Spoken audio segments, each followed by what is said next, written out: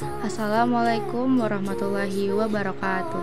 Di sini kami akan membahas bab 2 materi mengenai berita-berita di media yang beranggotakan Kisah Sabila dan Retno Hestiananta kelas 11.5. Dimulai dengan pengertian.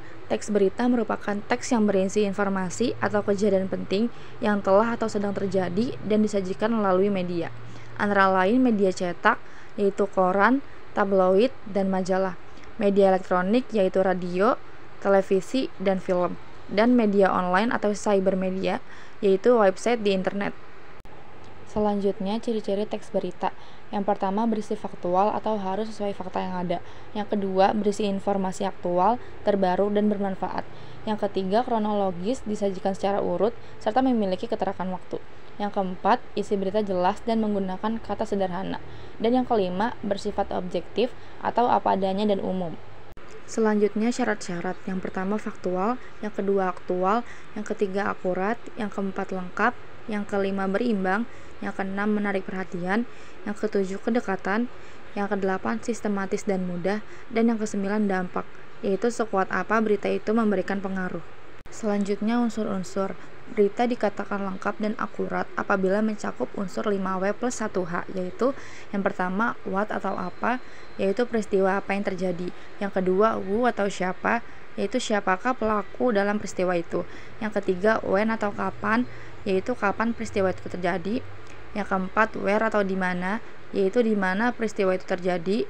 Yang kelima, why atau mengapa, yaitu mengapa peristiwa itu terjadi. Dan yang keenam, how atau bagaimana, yaitu bagaimana peristiwa itu terjadi. Selanjutnya, struktur berita. Yang pertama, judul atau headline. Judul berita atau headline biasanya memuat tentang kejadian yang akan dibahas. Judul dibuat menarik agar calon pembaca tergoda untuk membaca berita. Judul merupakan kata kunci yang mewakili keseluruhan isi berita yang hendak disampaikan. Yang kedua, teras berita.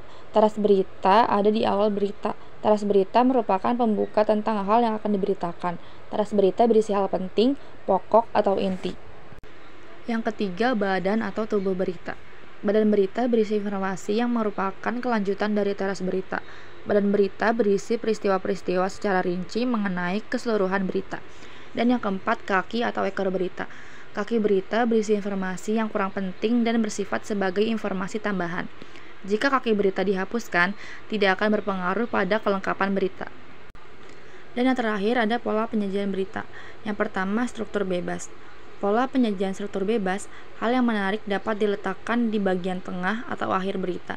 Biasanya digunakan pada penulisan fitur. Yang kedua, piramida bertumpuk.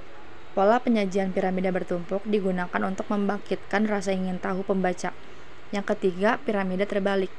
Pola penyajian piramida terbalik, informasi yang paling penting diletakkan di bagian atas atau paragraf pertama. Sekian pembahasan mengenai berita-berita di media. Semoga bermanfaat. Wassalamualaikum warahmatullahi wabarakatuh.